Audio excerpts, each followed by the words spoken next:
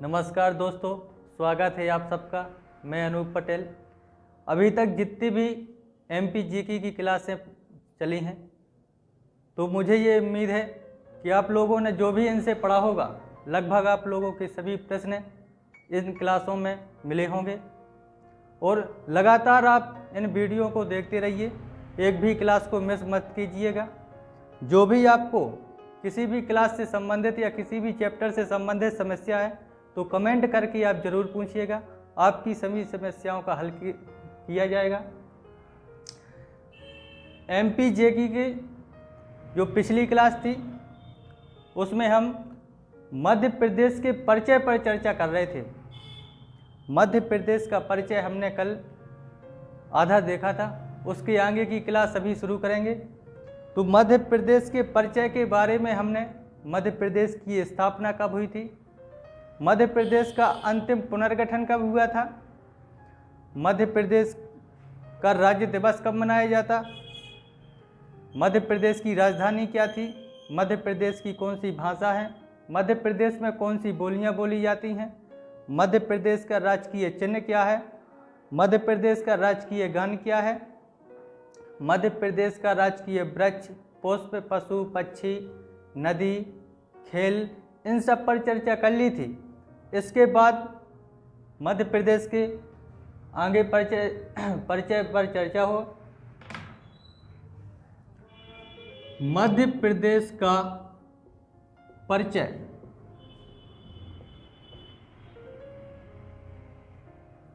मध्य प्रदेश का परिचय। तो अब मध्य प्रदेश की प्रशासनिक इकाइयां, मध्य प्रदेश की प्रशासनिक इकाई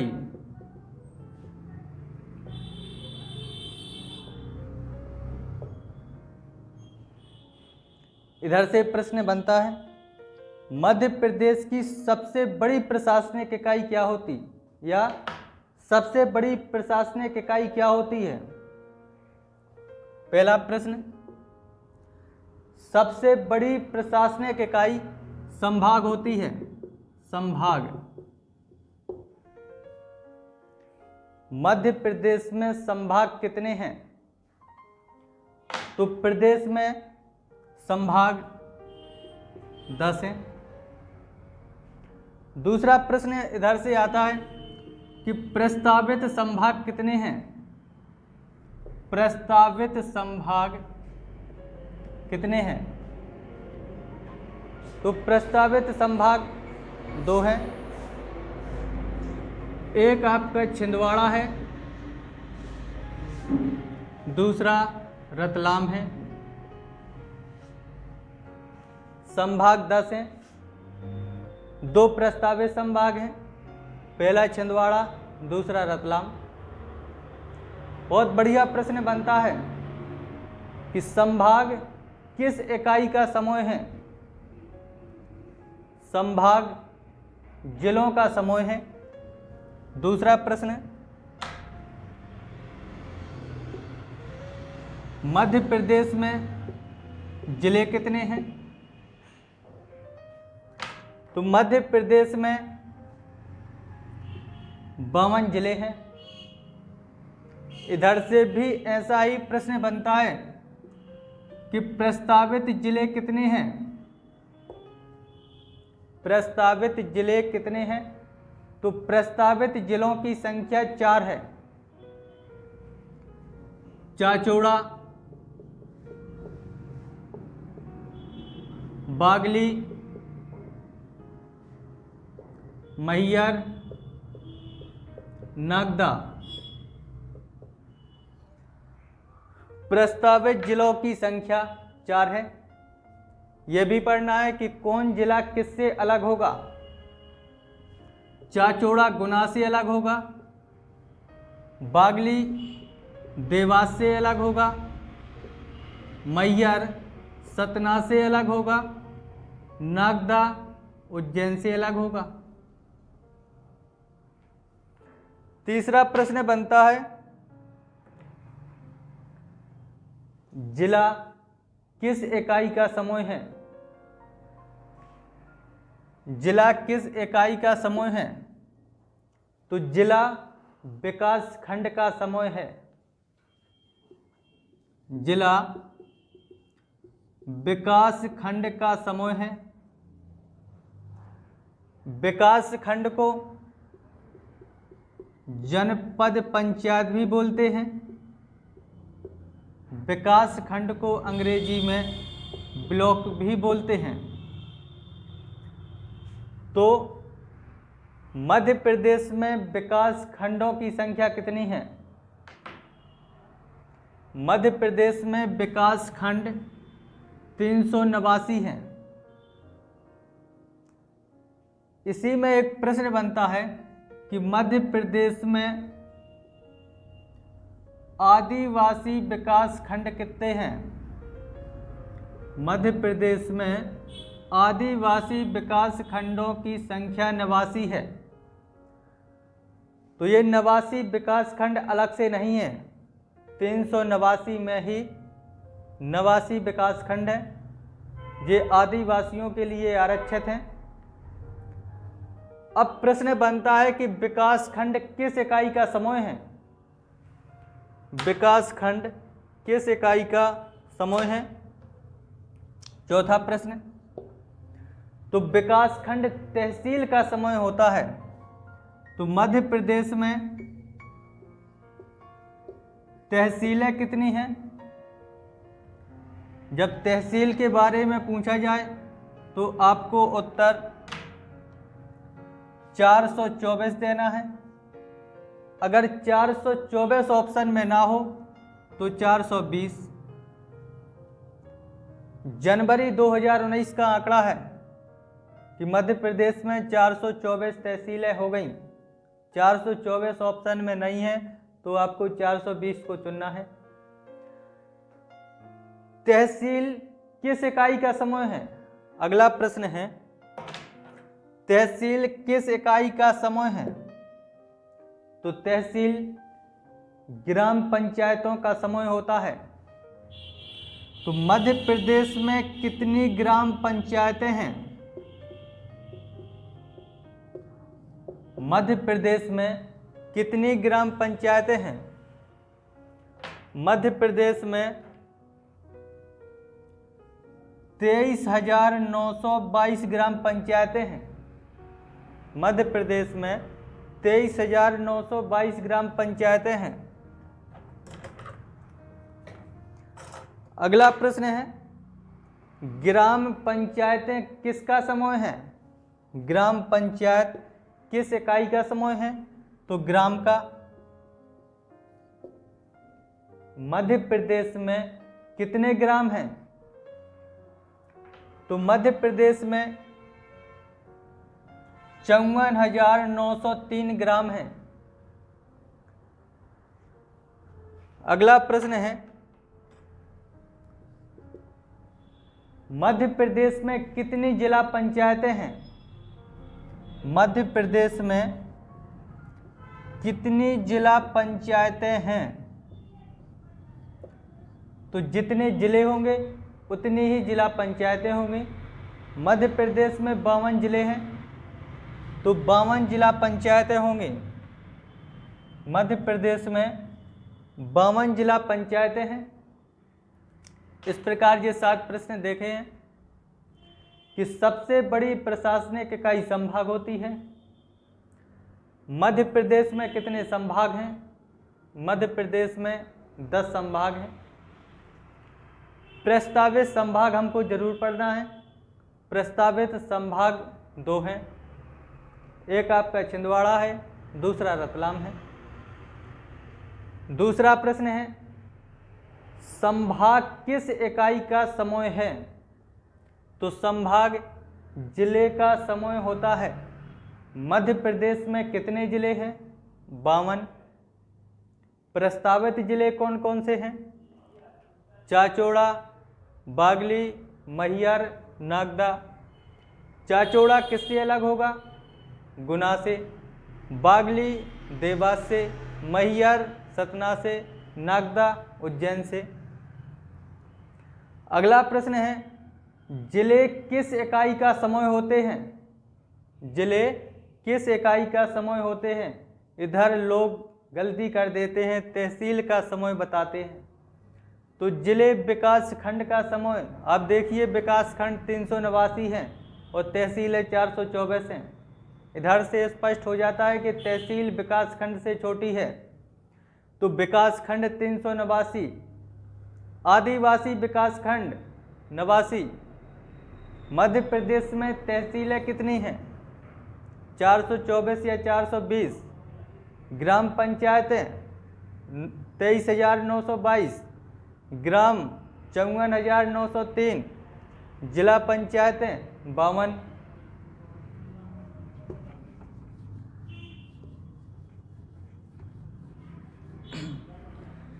इसी के बाद आगे पढ़ना है। मध्य प्रदेश में नगर निगम कितनी हैं? मध्य प्रदेश में नगर निगम कितनी हैं? तो नगर निगम 18 हैं।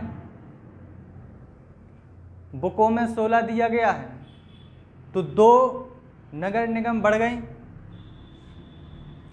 आपकी 17वीं नगर निगम भिंड है और 18वीं नगर निगम दतिया।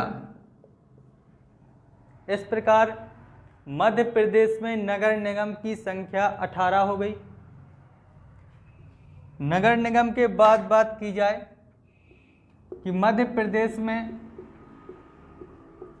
नगर पालिका कितनी हैं या नगर पालिकाएं कितनी हैं? तो मध्य प्रदेश में 98 नगर पालिकाएं हैं। इसके बाद मध्य प्रदेश में पुलिस जोन कितने हैं? मध्य प्रदेश में पुलिस जोन कितने हैं? तो पहले ये क्लियर करना होगा कि पुलिस जोन के अंतर्गत कौन सी पुलिस आती है।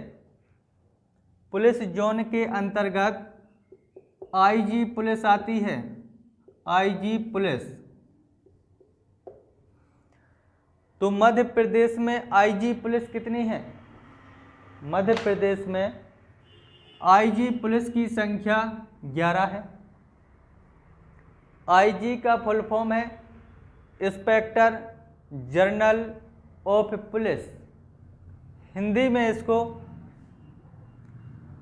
पुलिस महानिरीक्षक कहते हैं, पुलिस महानिरीक्षक। इंग्लिश में फुल फॉर्म है inspector general of police.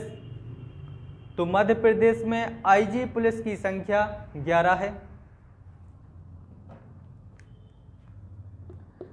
Madhya Pradesh में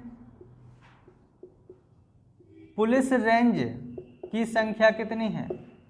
तो पहले ये क्लियर करना है कि पुलिस रेंज के अंतर्गत कौन सी पुलिस आती है।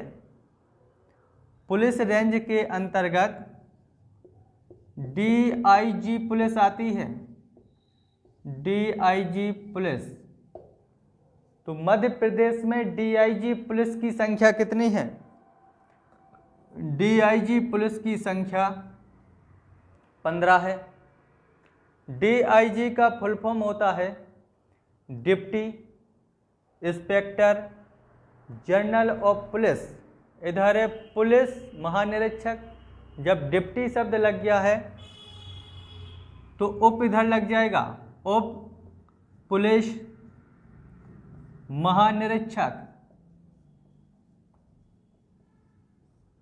तो उप पुलिस महानिरीक्षक मध्य प्रदेश में 15 हैं। Police zone, police range. इसके बाद आ जाते हैं पुलिस जिले। तो पुलिस जिले के अंतर्गत कौन सी पुलिस आती है? पुलिस जिले के अंतर्गत एसपी पुलिस आ जाती है। मध्य प्रदेश में कितने एसपी हैं? तो मध्य प्रदेश में टोटल 52 एसपी, क्योंकि 52 जिले हैं। एसपी का full form superintendent of police, Hindi में पुलिस अधीक्षक। पुलिस अधीक्षक। अगला प्रश्न है, पुलिस कंट्रोल रूम कितने हैं? पुलिस कंट्रोल रूम कितने हैं? मध्य प्रदेश में पुलिस कंट्रोल रूम की संख्या 55 है। अगला प्रश्न है, मध्य प्रदेश में पुलिस थाने कितने हैं? पुलिस थानों की संख्या 1127 है। अगला प्रश्न है, मध्य प्रदेश में पुलिस चौकी कितनी है? पुलिस चौकी कितनी है? तो पुलिस चौकियों की संख्या 623 है। तो नगर निगम 18, नगर पालिकाएँ 98, पुलिस जोन के अंतर्गत आईजी पुलिस आती है, जिसे हिंदी में पुलिस महानिरीक्षक। आईजी पुलिस मध्य प्रदेश में 11 है। पुलिस रेंज के अंतर्गत डीआईजी पुलिस आती है। DIG deputy inspector general of police, Hindi में इसे पुलिस महानिरीक्षक कहते हैं। तो मध्य प्रदेश में डीआईजी पुलिस की संख्या 15 है। पुलिस जिले, इसके अंतर्गत एसपी पुलिस आती है, जो कि मध्य प्रदेश में 52 एसपी हैं। पुलिस कंट्रोल रूम की संख्या 55 है। थाने 1127, पुलिस चौकी 623। इसके बाद देखते हैं मध्य प्रदेश की राजनीतिक स्थिति क्या है। मध्य प्रदेश की राजनीतिक स्थिति। मध्य प्रदेश की राजनीतिक स्थिति।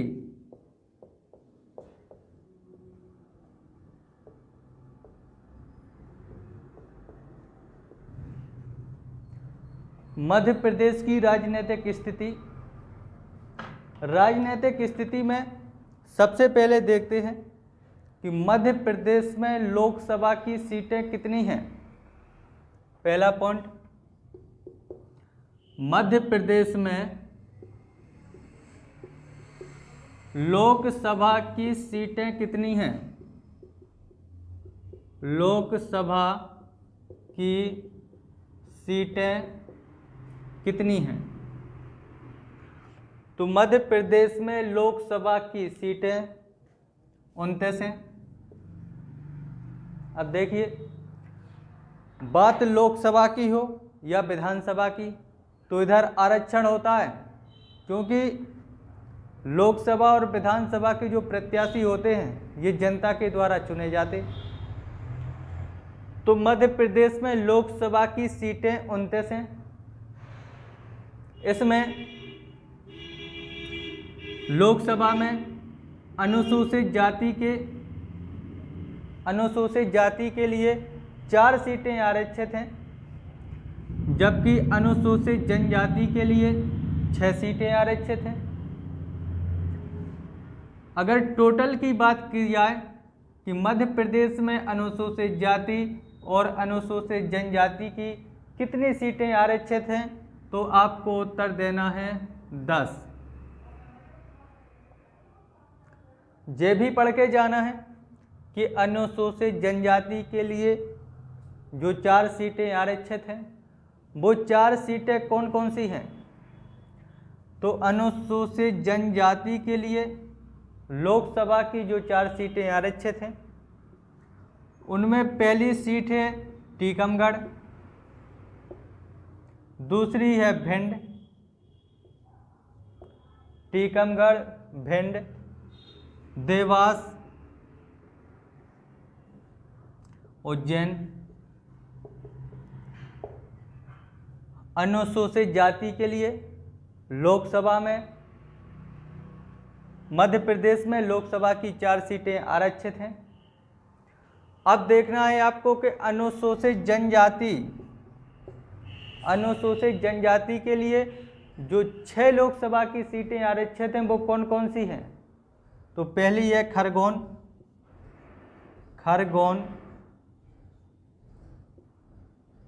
बड़वानी, रतलाम, शहडोल,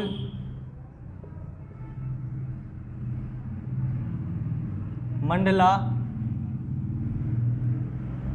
धार। ये 6 सीटें अनुसूचित जनजाति के लिए मध्य प्रदेश में आरक्षित हैं। लोकसभा सीटें हैं ये 6, ये 4 हैं अनुसूचित जनजाति के लिए आरक्षित। तो ये देखें कि मध्य प्रदेश में लोकसभा की सीटें 29 हैं। अब देखना है मध्य प्रदेश में राज्यसभा की सीटें कितनी हैं। मध्य प्रदेश में राज्यसभा की सीटें कितनी हैं। राज्यसभा की सीटें कितनी हैं। तो मध्य प्रदेश में राज्यसभा की सीटें 11 हैं। राज्यसभा में आरक्षण नहीं चलता, इसलिए एससी और एसटी के लिए एक भी सीट आरक्षित नहीं है। अगला प्रश्न है मध्य प्रदेश में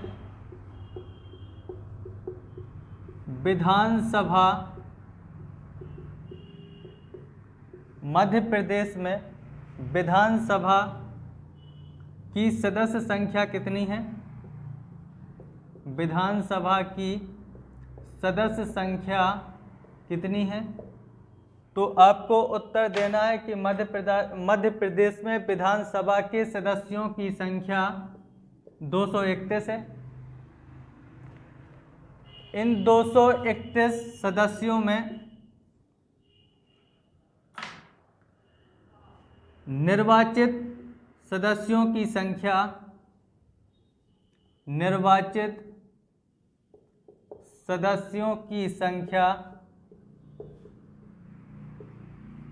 230 है, प्लस एक सदस्य आंग्ल भारतीय समुदाय का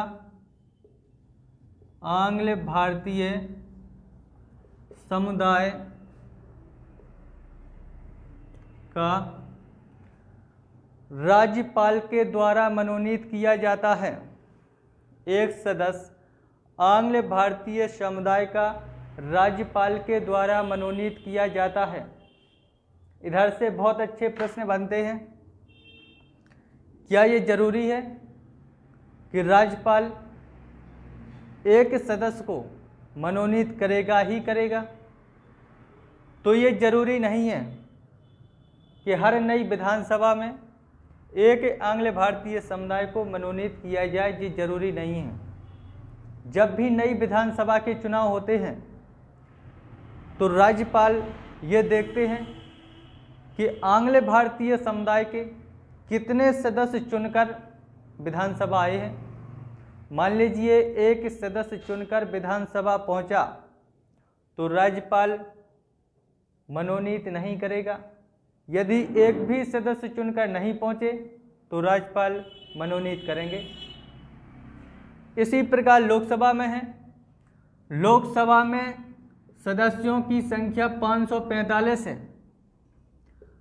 543 का चुनाव होता है। जो ये 2 सदस्य राष्ट्रपति के द्वारा मनोनीत किए जाते हैं, ये 2 सदस्य आंग्ल भारतीय समुदाय के होते हैं। जब भी नई लोकसभा का चुनाव होता है तो राष्ट्रपति जी ही ऐसा करते हैं। वो देखते हैं कि कितने आंग्ल भारतीय समुदाय के सदस्य चुनकर लोकसभा आए हैं। मान लीजिए एक सदस्य चुनकर पहुंचा लोकसभा, तो वो एक आंग्ल भारतीय को मनोनीत करेंगे और 2 सदस्य आंग्ल भारतीय यदि चुनकर लोकसभा पहुंच गए तो वो एक भी आंग्ल भारतीय सदस्य को मनोनीत नहीं करेंगे, क्योंकि कोटा 2 का है, वो हो चुका। 1952 से लेकर अब तक जितने भी आम चुनाव हुए हैं उनमें एक भी आंग्ल भारतीय समुदाय का सदस्य चुनकर लोकसभा नहीं पहुंचा। इसका सीधा सा मतलब है कि राष्ट्रपति जी हर बार 2 सदस्यों को लोकसभा में मनोनीत करते रहे हैं। तो इसको और समझ लीजिए कि ये आंग्ल भारतीय समुदाय के लोग कौन हैं। आंग्ल भारतीय समुदाय के लोग हैं कौन? तो आंग्ल शब्द का अर्थ है इंग्लैंड। आंग्ल शब्द का अर्थ है इंग्लैंड। भारतीय मतलब भारत। तो ये कैसे अंग्रेज भारत हैं? जब पिता अंग्रेज हो और माता भारतीय हो, ऐसे पिता और माता से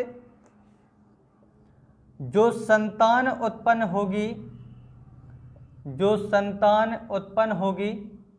उन संतानों को आंग्ल भारतीय कहा जाता है। ये संतानें कहलाएंगी आंग्ल भारतीय। तो सिर्फ इधर समझना जरूरी है, पिता जब सिर्फ अंग्रेज का हो या इंग्लैंड का हो, इधर अमेरिका कनाडा ये सब नहीं चलेगा। पिता अनिवार्य रूप से अंग्रेज हो, माता भारतीय हो। ऐसे पिता और माता से जो संतानें उत्पन्न होंगी वो आंग्ल भारतीय कहलाएंगी। ऐसे ही आंग्ल भारतीय समुदाय का एक सदस्य विधानसभा में राज्यपाल के द्वारा मनोनीत किया जाता और 2 सदस्य राष्ट्रपति के द्वारा लोकसभा में मनोनीत किए जाते हैं। तो ये मध्य प्रदेश की राजनीतिक स्थिति हो गई। हमने लोकसभा के सदस्यों की संख्या 29 देखी, राज्यसभा में सदस्यों की संख्या 11, मध्य प्रदेश में विधानसभा के सदस्यों की कुल संख्या 231 है। 230 निर्वाचित सदस्यों की संख्या 230। एक सदस्य आंग्ल भारतीय समुदाय का राज्यपाल के द्वारा मनोनीत किया जाता है। राज्यपाल के द्वारा मनोनीत किया जाता है। मध्य प्रदेश की राजनीतिक स्थिति देखने के बाद हम मध्य प्रदेश की न्यायिक स्थिति को समझेंगे।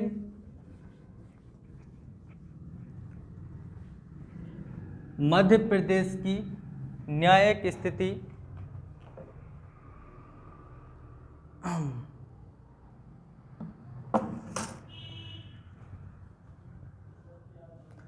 मध्य प्रदेश की न्यायिक स्थिति मध्य प्रदेश की न्यायिक स्थिति क्या है? मध्य प्रदेश की न्यायिक स्थिति क्या है? पहला प्रश्न,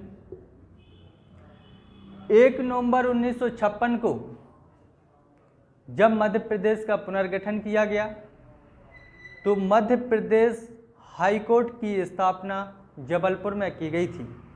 पहला प्रश्न है, मध्य प्रदेश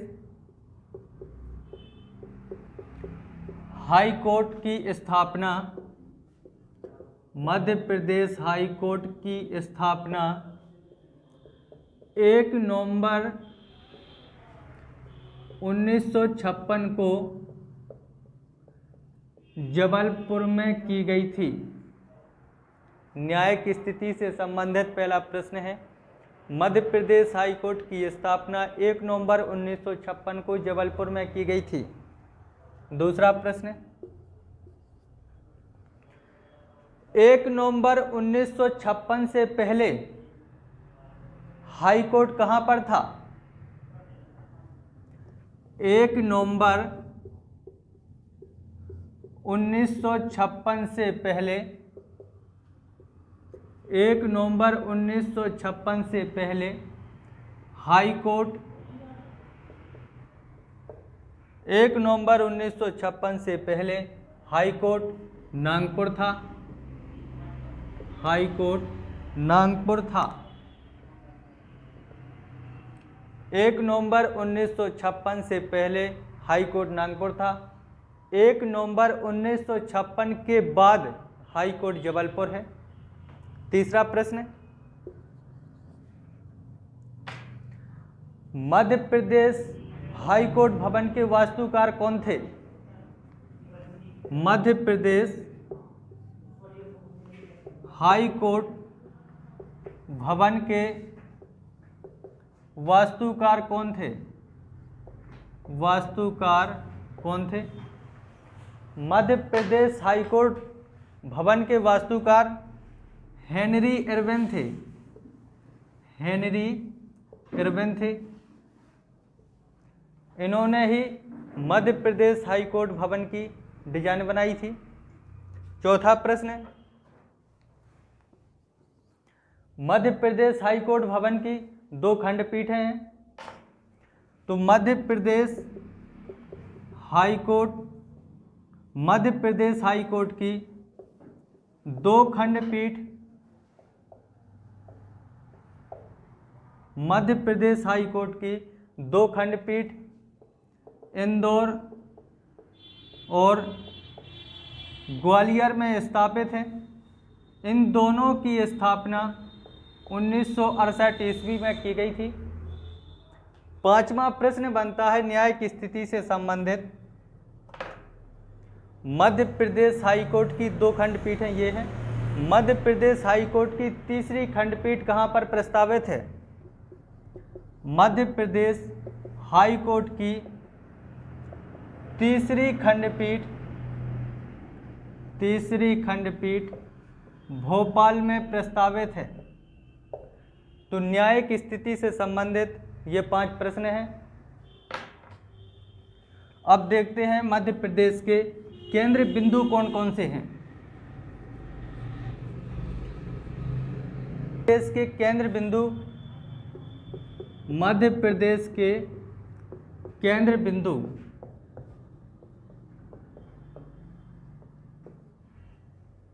मध्य प्रदेश के केंद्र बिंदु, पहला पॉइंट है मध्य प्रदेश का केंद्र बिंदु किसे माना जाता? मध्य प्रदेश का केंद्र बिंदु किस जगह को माना जाता? मध्य प्रदेश का केंद्र बिंदु सागर को माना जाता है।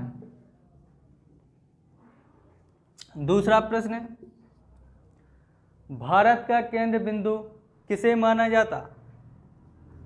भारत का केंद्र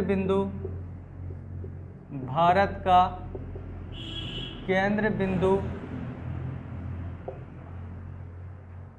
कटनी जिले का एक गांव है करौंदी। करौंदी गांव का नाम बदल दिया गया, इसका नाम हो गया मनोहर ग्राम। ये जिला कटनी में है।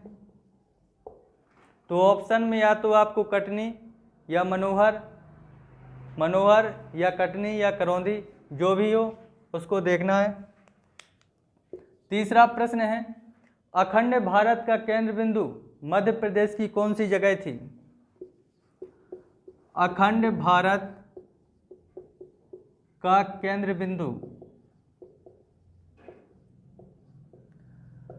अखंड भारत ऐसा भारत है प्राचीन समय का जब भारत बहुत विस्तृत था।